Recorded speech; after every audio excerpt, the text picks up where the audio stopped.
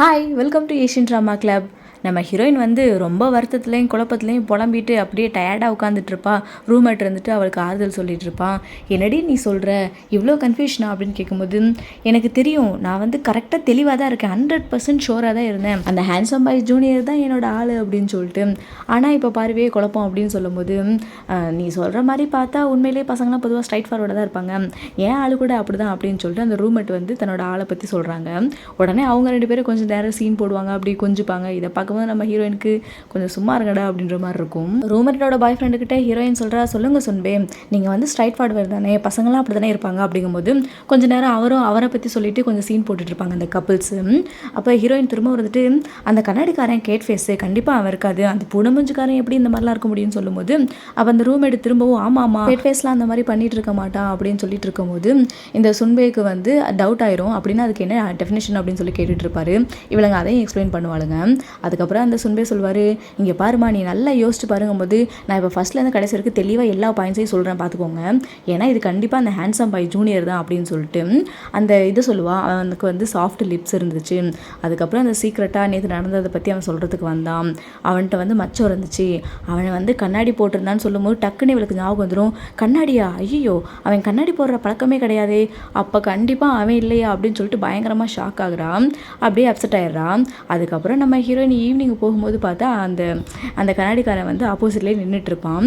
அவனை பார்த்ததுமே நம்ம ஹீரோயின் வந்துட்டு உடனே பேக் அடித்து ரிவர்ஸில் வருவாளா.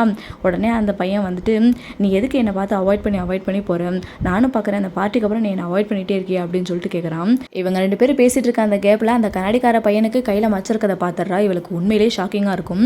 இவனை அவளுக்கு விருப்பம் இல்லை, அதனால் வந்து இதை எப்படியாவது அவாய்ட் பண்ணணும்னு பார்ப்பான். அந்த பையன்கிட்ட இருந்துட்டு, எனக்கு அர்ஜென்ட்டாக கிளாஸுக்கு போகணும், அதனால் நான் கிளம்புறேன் வரேன் அப்படின்ட்டு ஓடி வந்துடுவான். அந்த பையனா ஓடுறியே அப்படின்னு சொல்லிட்டு பின்னாடி இவளை ஃபாலோ பண்ணி வருவான். ஆனால் ஃபாலோ பண்ண முடியாது. நம்ம ஹீரோயின் ஒரு இடத்துல வந்து உட்காந்துருப்பான். அந்த பையன் மெசேஜ் பண்ணிட்டு இருக்கிறத பார்த்துட்டு இவன் அவன்கிட்ட வந்து எஸ்கேப் ஆகணும்னு பார்ப்பான். கரெக்டாக அங்கே ஃப்ரெண்டு வருவானா, உடனே ஃப்ரெண்டோட சொட்டுக்குள்ளே வந்து ஒளிஞ்சுக்குவான். அவன் வந்துட்டு, நீ என்ன பண்ணுற அப்படின்னு சொல்லுவான். என்னதான் ஹீரோயினோட பெஸ்ட் ஃப்ரெண்டாக இருந்தாலும் அவன் கொஞ்சம் நர்வஸாக இருக்க மாதிரி தான் இருக்கும். நம்ம ஹீரோயின் வந்துட்டு, அசையாத என்னை தயவு செய்து காப்பாற்று, அங்கே பாரு அந்த ப்ளூட் ஷர்ட் போட்டுட்டு இருக்கான்ல, அவனை தான் நான் கிஸ் பண்ணியிருக்கேன், அதனால் அவன்கிட்ட நான் எஸ்கேப் ஆகணும், என்னை காப்பாற்று அப்படின்னு சொல்லிட்டு இருக்கும்போது இந்த ஃப்ரெண்டு சொல்லுவான், என்ன நீ சொல்கிற, அவன் எப்படி அப்படின்னு வாக்கில் நிறுத்திடுவான். அதுக்கப்புறம் அந்த பையன் போகிறதையே இவனும் பார்த்துட்டு இருப்பான். சரி அவன் வந்து இப்போ கிளம்பிட்டான், நீ வந்து வெளியே வந்துடலாம் அப்படின்னு சொல்லிட்டு இந்த ஃப்ரெண்டு சொல்லுவான். அதுக்கப்புறம் தான் நம்ம ஹீரோயின் கொஞ்சம் ரிலாக்ஸ் ஆகுவாங்க. அவன் போயிருக்கானா இல்லையா அப்படின்னு சொல்லி எட்டி பார்த்துட்டு, அப்பா கிளம்பிட்டான், எனக்கு இப்போ தான் நிம்மதியாக இருக்குது அப்படின்னு சொல்லிட்டு கொஞ்சம் ரிலாக்ஸாக உட்காருவான். இந்த ஃப்ரெண்டு வந்துட்டு சொல்லுவான், நீ ஏன் இப்படி பண்ணிட்டு இருக்க, இந்த உலகத்தோட முடிவே கிஸ்ஸு தான் நினைக்கிறியா, ஒரு கிஸ்ஸை பண்ண விட்டு எல்லாமே முடிஞ்சிருச்சுன்னு நினைக்கிறியா, ஏன் இந்த மாதிரி பைத்தியமாக இருக்கா அப்படின்னு சொல்லி திட்டிகிட்டு இருக்கான். அதுக்கு அவர் வந்துட்டு, உனக்கு அதை பற்றி தெரியாது அப்படின்னு சொல்லும்போது, அப்படி என்னதான் அந்த கிஸ் உனக்கு இம்பார்ட்டன்ட் அப்படின்னு சொல்லி அந்த ஃப்ரெண்டு கேட்பான். ஏன்னா அது ரொம்ப நல்லா இருந்துச்சு, ரொம்ப நல்லா இருந்துச்சு, அது எனக்கு ஸ்பெஷலி ஒன்றை மாதிரி கிடையாது, உனக்கு அதெல்லாம் சாதாரண விஷயம் இல்லை அப்படின்னு சொல்லிட்டு ஃப்ரெண்டை பார்த்து சொல்லுவான். எனக்கும் கிஸ்ஸு முக்கியமானது தான், ஆனால் என் இதழ்களை வின் பண்ணிட்டாங்கன்னா என் இதயத்தை வின் பண்ணதான் அர்த்தம் இல்லை அப்படின்னு சொல்லுவானா. அப்போ நம்ம ஹீரோயின் வந்துட்டு அவன் சொன்ன டைலாக்கே திரும்பவும் அவன் சொல்லி பார்ப்பா. இவனை வந்து டீஸ் பண்ணிட்டு இருப்பான். சரி அந்த முத்தம் அன்னைக்கு நைட்டு மட்டும் இல்லை, அடுத்த நாள் விடிஞ்சு என் ஹார்ட் பீட்டை ஃபாஸ்ட்டாகவே வச்சுருந்தது, அது எனக்கு ரொம்ப ஸ்பெஷலு, இப்போ நான் எனக்கு தைரியத்தை வர வச்சுக்கிட்டு கண்டிப்பாக நடந்ததை நான் ஃபேஸ் பண்ண தான் போகிறேன் அப்படின்னு சொல்லிட்டு அந்த கண்ணாடிக்காரரை பார்க்க போகிறேன் அப்படின்னு சொல்லிடுவான். அதுக்கப்புறம் அன்றைக்கி ஈவினிங்காக வந்து அந்த கண்ணாடிக்காரனை பார்க்கறதுக்காக வீட்டுக்கு வரான். அவன் வந்து இவளை வர சொல்லி இருந்திருப்பான மெசேஜ் பண்ணி, அதனால் வந்திருக்கான். இவளை பார்த்ததுமே அவன் நர்வஸாக அப்படி எந்திரிச்சுட்டு பொறுமையாக பேசுகிறதுக்கே தாங்கிட்டே நின்றுட்டுருப்பானா. அப்போ நம்ம ஹீரோயின் வந்துட்டு, இப்போ இவன் ஆக்ஷனை பார்த்தா கண்டிப்பாக சொல்ல போகிறான்னு நினைக்கிறேன், என்கிட்ட கன்ஃபஸ் பண்ணிடுவானே, நான் என்ன சொல்கிறது அப்படின்னு சொல்லிட்டு, சரி இவன் நல்ல பையன் தான் ஒத்துக்கலாமோ அப்படின்ற மாதிரிலாம் மனசுக்குள்ளே யோசிப்பான். ஆனாலும் இவளுக்கு வந்து அவனை ஏற்றுக்கிறதுக்கான அந்த அளவுக்கு தைரியம் இருக்காது. சரி நம்ம வேண்டானே சொல்லிடலாம், நீ ஒன்றும் சொல்லாத அப்படின்னு சொல்ல வாயெடுக்கும் போதே அவன் வந்துட்டு, இதை சொல்லும் போது எனக்கு உண்மையிலே கொஞ்சம் அவமானமாக தான் இருக்குது, ஆனால் சொல்லி தான் ஆகணும் அப்படின்னு சொல்லிட்டு, நான் உனக்காக பேமெண்ட் பண்ணதெல்லாம் நீ ரிட்டர்ன் பண்ணிடு, ஏன் அப்படின்னா நான் புதுசாக மொபைல் வாங்கியிருக்கேன், எனக்கு ஃபீஸ் கட்டணும், ரெண்ட் கட்டணும், அப்படி இப்படின்ட்டு இவன் பாட்டுக்கு படப்படன்னு அடிக்கிட்டே இருப்பானா. இவளுக்கு ஒரே சந்தோஷமாகி போயிடும், ரொம்ப துள்ளி குதிக்கிற மாதிரி ஆகி போயிடுவான். அவ்வளோதானே உங்களுக்கு, இதை நீங்கள் முன்னாடியே சொல்லியிருந்துருக்கலாமே, நான் தந்துடுவேனே அப்படின்னு சொல்லிட்டு டக்குன்னு பேக்லேருந்து காசு எடுத்து அவங்ககிட்ட கொடுப்பான். இதை பார்க்கவும் அவனுக்கு ரொம்ப சர்ப்ரைசிங்காக இருக்கும். இவ்வளோ நல்ல பொண்ணு பொண்ணாக இருக்காளே, கேட்ட உடனே கொடுத்துட்டா அப்படின்னு சொல்லிட்டு இவன் இன்னும் கொஞ்சம் இவன் மேலே இம்ப்ரெஸ் ஆயிடுவான். ஆல்ரெடி இந்த கண்ணாடிக்காரன் வந்து இவன் மேலே இம்ப்ரெஸ்ஸாக தான் இருப்பான் போல இருக்கு. அப்போ நம்ம ஹீரோயின் வந்துட்டு உன் கையில் மச்சம் இருக்கா அப்படின்னு சொல்லி கேட்பா. உடனே இவன் வந்துட்டு ஆமாம் மச்சம்லாம் கிடையாது, ஏதோ விழுந்திருக்கு அப்படின்னு சொல்லிட்டு அதை வச்சு தேப்பானா அது அலைஞ்சு போயிடும். இவளுக்கு அது இன்னும் கொஞ்சம் சந்தோஷமாயிடும். கண்டிப்பாக இவன் இல்லைப்பா அப்படின்னு சொல்லிட்டு ரொம்ப திருப்தியோடு அங்கேருந்து கிளம்பிடுவான். ஆனால் இந்த கரடி பையன் வந்துட்டு இவ இப்படி பண்ணுறாள், இவ்வளோ நல்ல பொண்ணாக இருக்கும்போது எப்படி இவளை என்னால் மறக்க முடியும், திரும்பவும் அவன் மேலே க்ரஷ் வந்துருச்சு அப்படின்னு சொல்லிட்டு இருப்பான். அதுக்கப்புறம் நம்ம ஹீரோயின் ஒரு பேக்கரியிலேருந்து வெளியே போயிட்டு இருப்பாங்க. பார்த்தா அந்த ஹான்சன் ஜூனியர் வருவான். பார்த்ததுமே நம்ம ஹீரோயினுக்கு ஒரே ஷாக்கு. ஏன்னா அவன் கண்ணாடி போட்டிருப்பான். நீ வந்து இப்படி அடிக்கடி கண்ணாடி போடுவியா, அந்த பழக்கம் இருக்கா அப்படின்னு சொல்லி கேட்கும்போது ஆமாம் எப்போயாச்சும் போடுவேன், இன்னும் கழட்டி வைக்க மறக்கலை அப்படின்னு சொல்லிட்டு அவன் அந்த கண்ணாடியை கழட்டுவான்.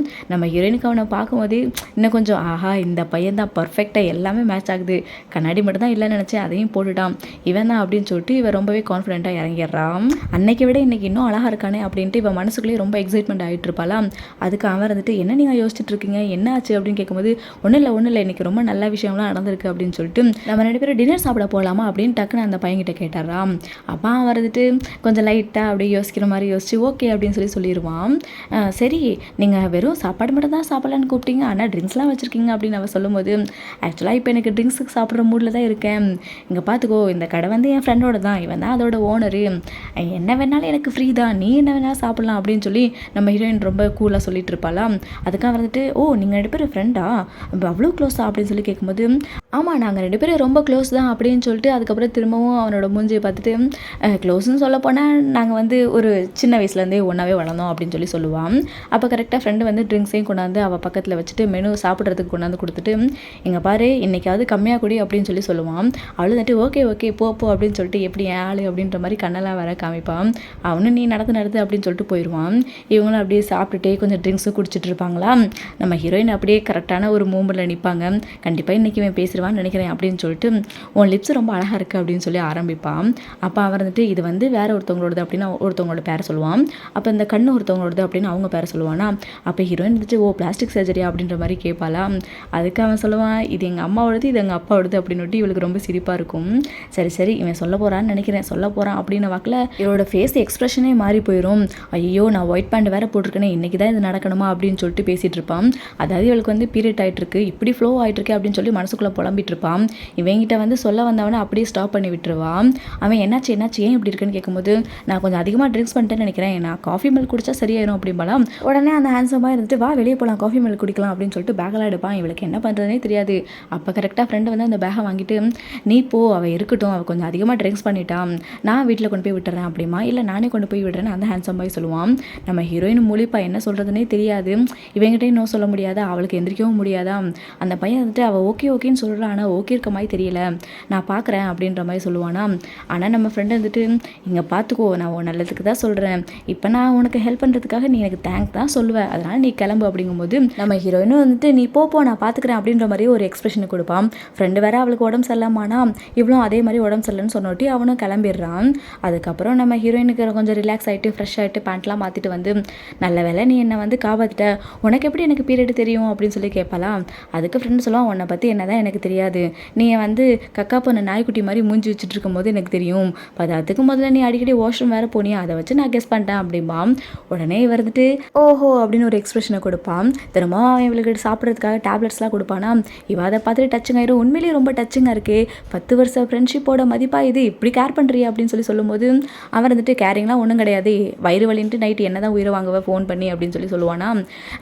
இந்த மாதிரி எத்தனை பொண்ணுங்களுக்கு டேப்லெட்ஸ் கொடுத்து நீ இம்ப்ரெஸ் பண்ணியிருக்க, இப்படி தான் நீ பொண்ணுங்களெல்லாம் கரெக்ட் பண்ணிட்டு இருக்க, கூல் பை மாதிரி ஆக்டிங் பண்ணுற அப்படின்னு அவன் சொல்லும்போது என்னது நான் உன்னை இம்ப்ரெஸ் பண்ணுறேன், நான் என்னை பார்த்தா நான் உன்னை டேட்டிங் பண்ண கூப்பிடுற மாதிரியும் இம்ப்ரெஸ் பண்ணுற மாதிரியும் இருக்கா, பின்னிடுவேன், இங்கே பாரு நான் கூல் பாய் மாதிரி ஆக்டிங்லாம் பண்ணல, நான் ஆல்ரெடி கூல் தான், அதனால தான் பொண்ணுங்களாம் என்னை வந்து டேட்டிங் பண்ணுறாங்க, நீ அப்படி இல்லை அதனால தான் நம்ம சிங்கிளாக இருக்க அப்படிம்பாம். அப்போ 2 பேரும் லைட்டாக அடிப்படி சண்டை போடுவாங்க, சிரிச்சிட்டு இருப்பாங்க.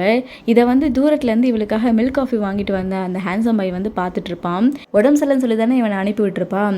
இப்போயுமே தூரத்துலேருந்து அவங்கள பார்த்து இவங்கள பார்த்தா ஃப்ரெண்ட்ஸ் மாதிரியே இல்லையே, வெறும் ஃப்ரெண்ட்ஸ் தானே அப்படின்னு சொல்லி யோசிச்சுட்டு இருப்பான்.